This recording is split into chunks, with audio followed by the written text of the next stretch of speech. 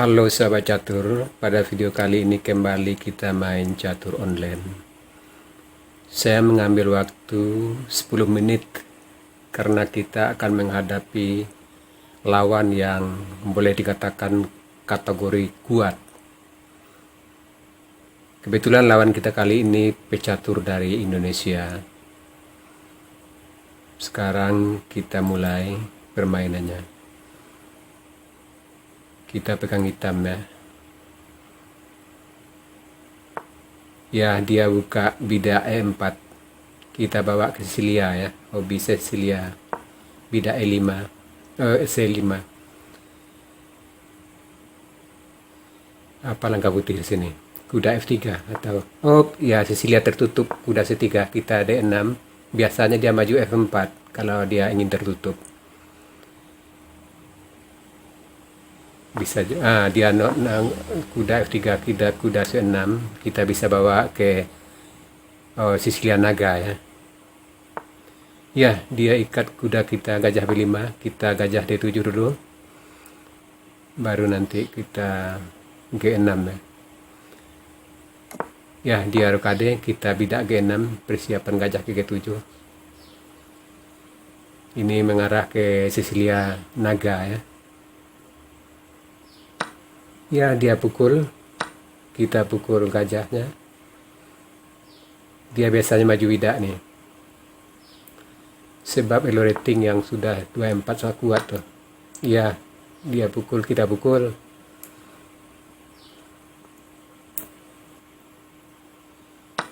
Jelas dia pukul, kita gajah G7 mengancam kuda.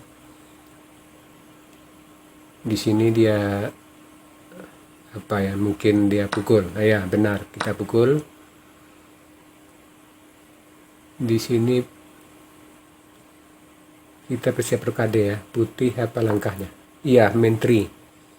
Ada ancaman terselubung terhadap bidak C6 ya. Juga benteng B8 nih, A8. Mungkin di sini lebih baik kita menteri dulu ya. Ke C7 mungkin lebih bagus. Sebab kalau ya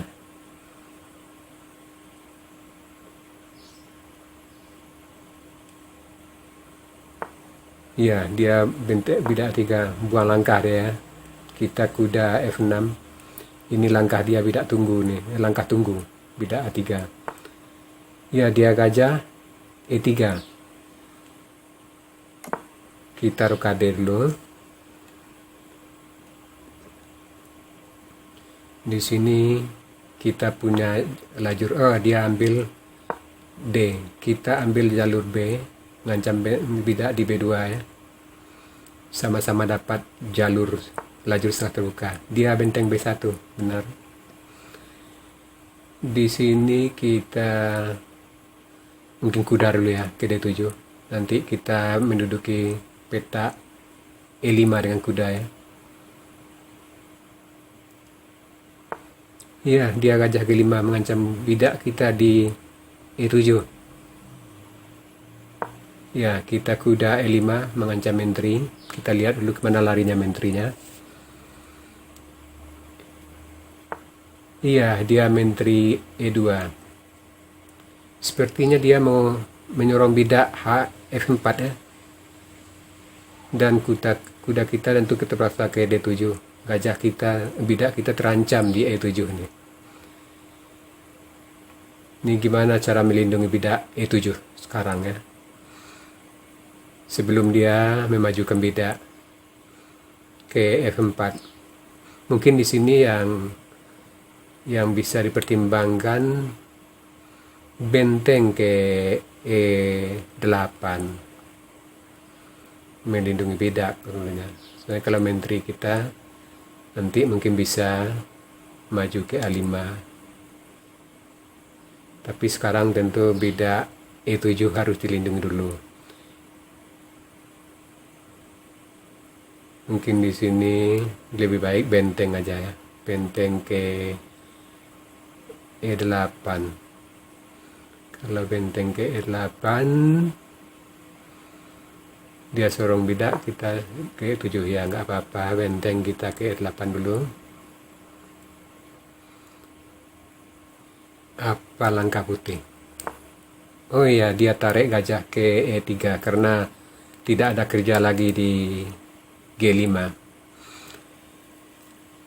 Di sini sulit nih menentukan langkah untuk kita ya.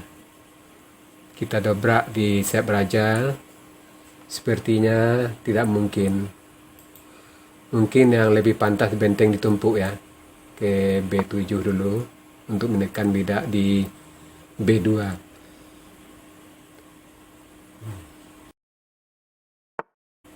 Ya, dia gajah mengancam kuda. Di sini kita double benteng dulu ya. Mungkin benteng F ke B8 untuk menekan bidak di B2. Dia tentu maju bidak biasanya. Cara lain tidak ada lagi kecuali maju bidak ke B3. Ya benar, dia bidak B3. Di sini yang bingung kita nih. Agak sulit menentukan langkah karena lawan kita kekuatannya sudah master internasional nih karena labelnya ratingnya sudah 24 lebih. Di sini menteri kita ke A5 atau bidak maju. Mungkin bidak maju dulu. Mengancam gajah ya. Gajah lari tentu kudanya nanti di C3. Kudanya menyerang menteri. Kudanya sudah duduk di petak kuat D5. Ini tidak bisa dianggap enteng langkahnya. Seorang pecatur kuat, tentu dia sudah memperhitungkan semua kemungkinan dari langkah-langkahnya. Di sini menteri kita ya antara D7 sama C8.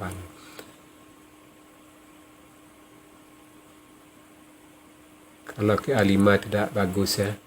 Mungkin ke E7, D7 ya. Dia lari gajah. Kemana lari gajahnya? Oh iya, dia gajah ke B2 masih mempertahankan lajur diagonal A1 H8. Kudanya sudah kuat di D5. Kita coba maju bidak C4. Tentu dia tidak mungkin pukul pakai bidak ya. Karena gajah ditinggal di B2. Dan kita bisa pukul bidaknya. Tapi masalah sekarang seandainya dia pukul kuda. Kita pukul pakai gajah. Dan dia ambil bidak di C4. Mungkin keadaan ya, tapi kita langkah lain sudah tidak ada lagi nampaknya yang lebih baik ya. Kecuali seorang bidak ke F4 nampaknya. Kalau kuda diusir, bidak kita gantung ya, kita seorang bidak C4 aja.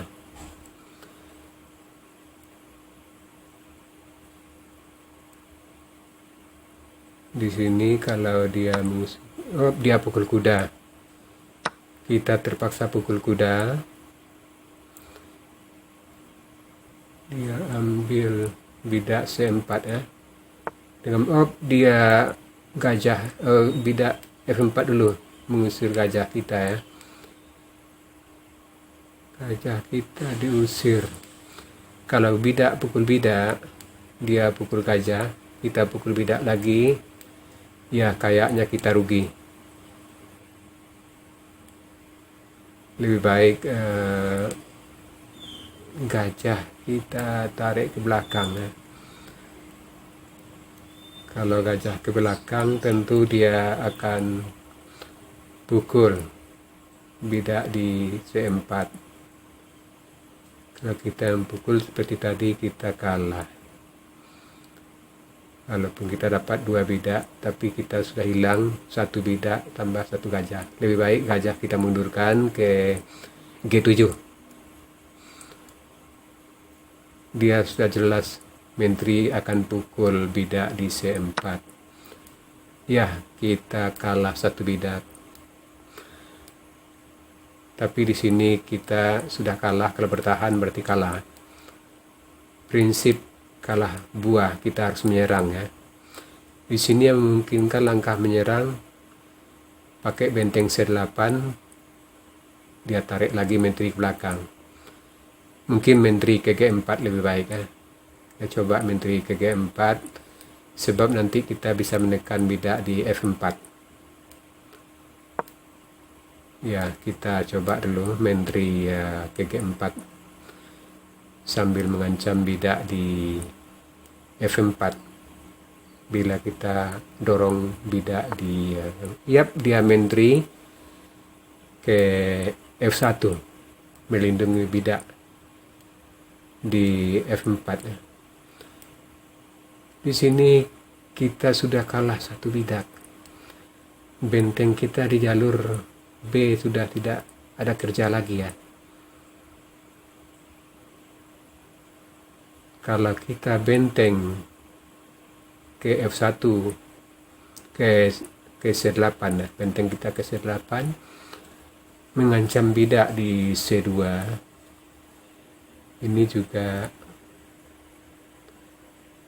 termasuk langkah yang bagus. Kalau dobrak bidak di H7 ke H5 ya tidak ada arti, karena pasukan penyerang kita cuma satu. Bidak A juga tidak ada guna ya.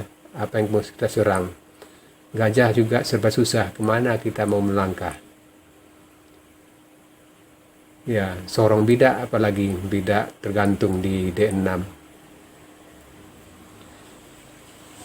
Ya, sepertinya sangat sulit kita mencari langkah terbaik di sini. Ya, mungkin lebih baik benteng dulu kita ke C8 ya. Kalau kita benteng C8 mengancam bidak C2.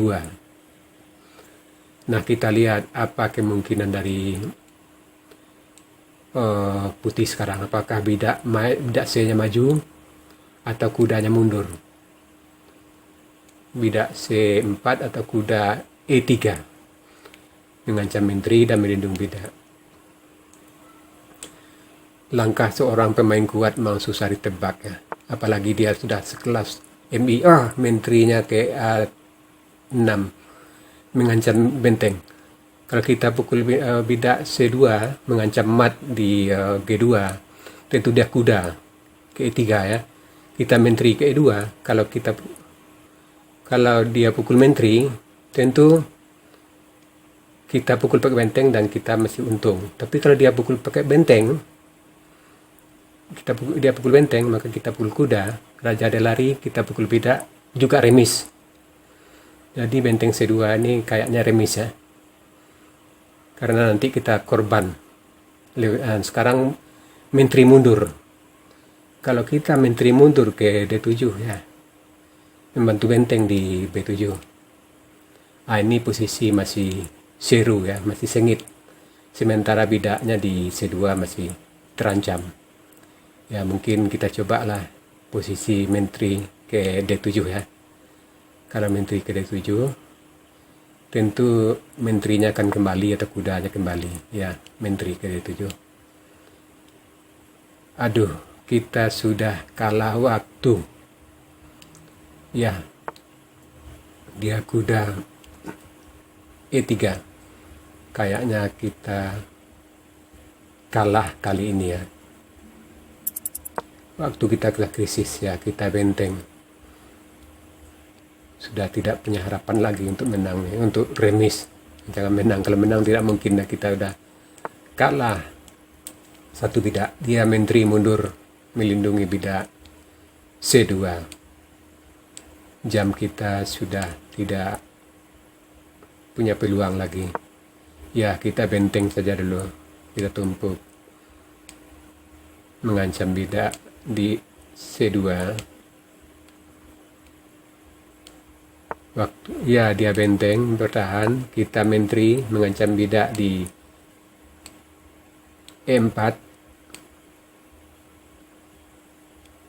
Apa langkah? Aduh, kudanya naik mengancam benteng dan benteng juga ancaman skak ya. Kita sudah kalah. Ya, walaupun kita menang pun waktu tetap kalah. Tidak terkejar lagi. Ya, kalau udah tua begini, kita pukul bidak di C2 ya. Dia apa ya? Pukul. Dia pukul benteng juga bisa. Dia ska juga bisa, banyak ini langkah dari putih. Ya sahabat catur, beginilah kalau sudah tua ya. Kita tidak bisa berpikir cepat lagi. Jadi kalah waktu kita sekarang, juga kalah posisi ya, karena tidak bisa lagi untuk mencapai remis walaupun kita punya waktu. Ya, dia pukul, kita terpaksa pukul kudanya. Dia sudah jelas ambil benteng itu. Dia ambil benteng, kita ambil bidak. Akhirnya gajah melawan benteng ya, kalah kualitas kita. Ya, kita benteng, dia benteng, kita pukul bidak. Dia tentu pertukaran perpisahan ya, menteri pukul menteri, kita benteng pukul menteri. Ya, dia skak mengunci gajah kita terpaksa tutup. Paling-paling dia mengancam bidak ke A8 dengan benteng ya. Kita memang sudah kalah sahabat catur. Memang melawan pecatur kuat, kadang-kadang perasaan grogi juga ada. Ya, dia bidak maju. Kita terpaksa benteng ya, menunggu waktu saja.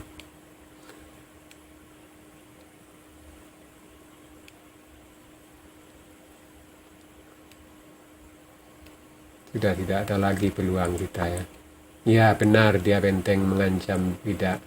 Dan waktu kita tinggal 1 detik lagi. Ya sahabat catur, kita kalah.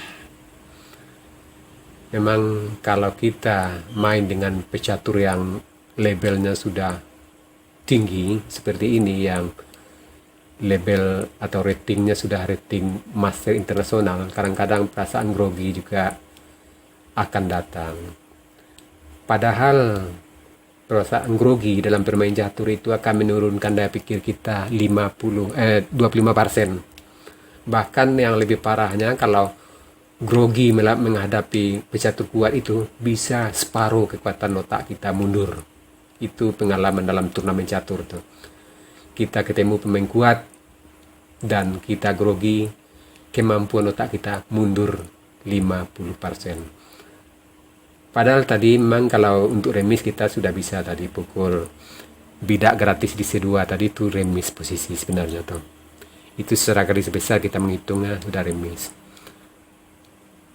Ya sahabat catur, semoga saja partai-partai seperti ini bisa menambah wawasan sahabat-sahabat catur semua untuk meningkatkan permainan caturnya.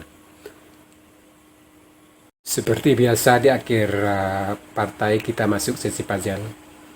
Tema puzzle kita kali ini Ekrai atau sinar X. Silakan Anda cari langkah terbaik hitam di sini dan berikan jawaban Anda di kolom komentar. Untuk jawaban yang benar saya akan mengepinnya agar sahabat catur lain juga akan mengetahuinya. Oke sahabat catur, sampai di sini dulu video saya kali ini. Terima kasih buat Anda yang sudah menonton. Sampai jumpa.